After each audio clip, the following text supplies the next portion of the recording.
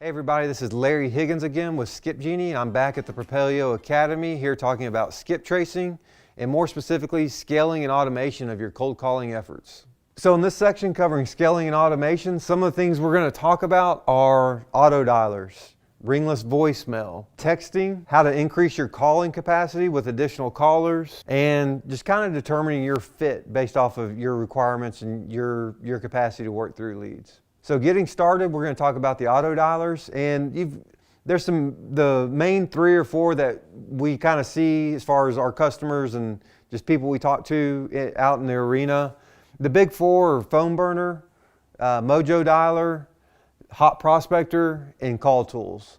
And there's pros and cons to each. But the key thing to remember is, mojo sells and phone burner, pretty ease of use, easy to set up. You don't require a lot of IT support in that regard. Probably not the most robust systems out there, but fairly easy to use and very effective. Hot prospector and call tools, a little bit more robust programs. You wouldn't necessarily need IT support to really build them out and customize them with a lot of the other features, but they're very effective, and they basically have a little bit more capabilities than phone burner or mojo sells. One of the reasons to look at these when we talk about scaling and automation is you're just going to be able to do so much more than if you're just using your phone doing manually dialing. There's different offerings with each of the services. Some of them offer both, but you can get a single line auto dialer or a triple line. And basically, it's just going to be cycling through. You're not going to have to dial anything manually. You're going to upload a list of phone numbers. It's going to keep track of what number goes to what owner, to what property, and it's just going to burn through, cycle through until somebody answers, whether it's a voicemail or a live person, and then you'll just start talking. So it's a tremendous time saver. If you're doing high, or you want to do high volume, or you are doing high volume, you really need to take a look at using the autodialers if you aren't already.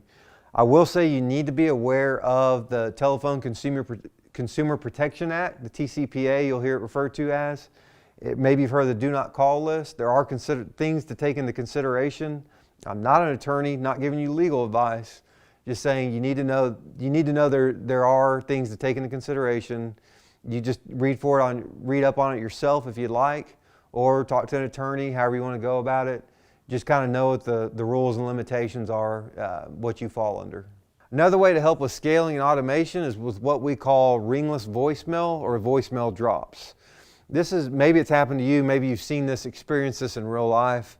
You don't have any voicemails, and maybe you set your phone down, and a few minutes later you look at it, your phone never rang, but you've got a voicemail. It shows up a voicemail on your phone. That's what's the ringless voicemail or voicemail drop. So what it is you create a message and you pre-record it, and say you've uploaded it into your provider. The 2 most common are slide dial or slide broadcast. So you pick your service, you have your campaign list, all the phone numbers, you pre-record a message, and then you basically hit send. It's going to take your message. It's never going to dial any of those phone numbers for any of those people. It's just going to deliver that message into their voicemail, and they'll get a notification. So you can see it's a huge time saver. There's no ringing of a phone whatsoever. It just delivers that message. There are limitations in that, some people don't check their voicemails, or maybe they won't take the time to call you back. So I wouldn't use it to replace calling, but it could help expedite a lot if you use this as one of the tools. Just sending out that message before you even start calling, it may save 10, 20, 50, maybe 100 properties that you won't have to call on, because those people will call you from that voicemail. And you can literally do it for hundreds or thousands of people at a time. There's just whatever your service provider offers, really. So a lot of options there. It's something to take into consideration. Okay, so beyond the voicemail drops and ringless voicemail, another thing that and I think this is starting to get a little bit more traction, but you also have to be careful with it, are the different texting apps out there and trying to do mass texting. The 2 most common, or probably the most common app that I know of, is TextMagic. And there are others. By no means is this an exclusive list. Another one that I'm aware of is SA Group Text. And that one is unique in that it offers kind of like a mail merge function, which I think allows you to look like you're doing a more specific text message. You don't have to be as generic. So a lot of cool little benefits in that one. Again, all this does fall under or can fall under the TCPA. So definitely just kind of do your own research, talk to an attorney if you want. Just know what the rules are and do what you can to comply with them. It is something that I'm probably going to be doing more of in the future, is looking at doing more texting. I do a lot individually, but as far as mass texting, I can't say I've done a whole lot yet to give you the results, but it's something that in the very, very near future, we're going to be doing a lot more of. So when you start cold calling, and maybe you've been doing it for a little while, and you really want to ramp up, scale up, do more, get more calls done, you need to increase your capacity. That's a common scenario that a lot of us go through or have been through. First thing you need to figure out is who's going to do your calls for you. You know, obviously you can only do so many. At that point, once you're maxed out, you've got to figure out, okay, how am I going to increase my calling capacity? Maybe initially the first jump is you doing it manually to you using an auto dialer, but then you max out again. So some of your options are you could get a local caller, somebody that's either, if you have an office, somebody that could be a direct hire or contract that works from anywhere in the state or the country. And there's pros and cons to that.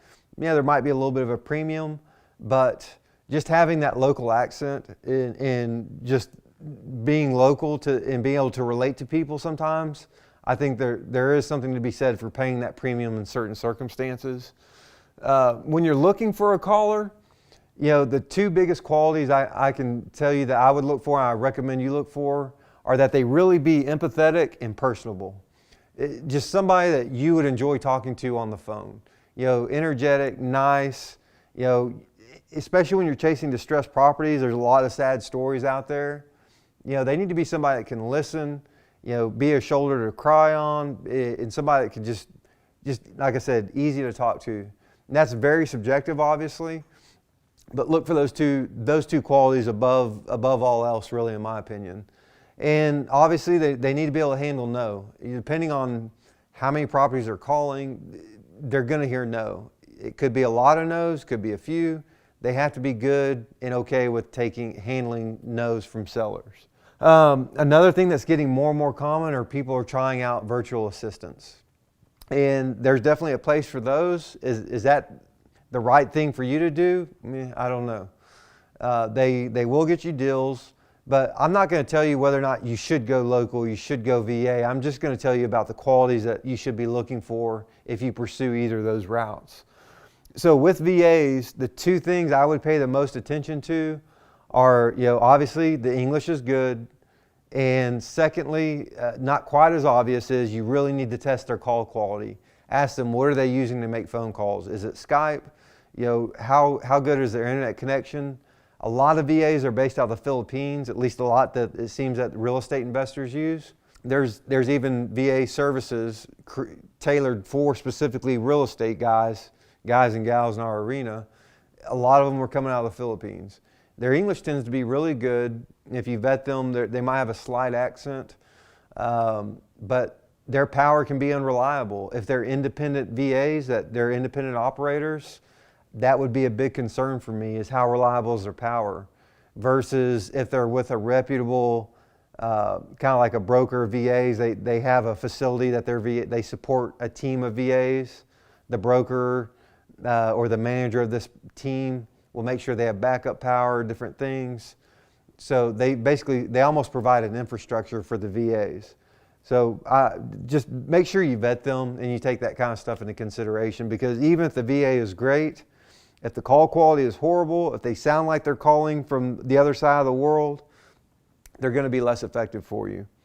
Another thing you consider is just a full-blown call center. There's not as many options out there as far as that goes, but there are some, and you could just hand off your list to them and work with them on training, what to say, how to talk to these people, and see what they can do for you.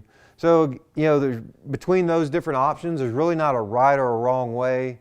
It's just what's your preference, which one will help you meet your goals. So in closing, one thing I just ask for everybody to give some thought to is if you haven't done a lot of skip tracing, or you know you need to do more of it, you're just not sure what strategy you want to pursue or how much of it, just, everybody's gonna have different volumes and different strategies, and there's no right or wrong answer.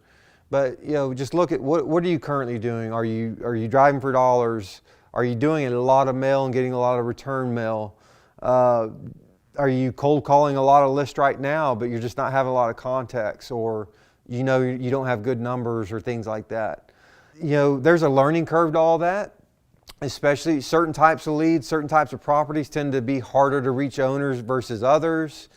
Different markets, you may see different results in different efforts required to get in touch with people.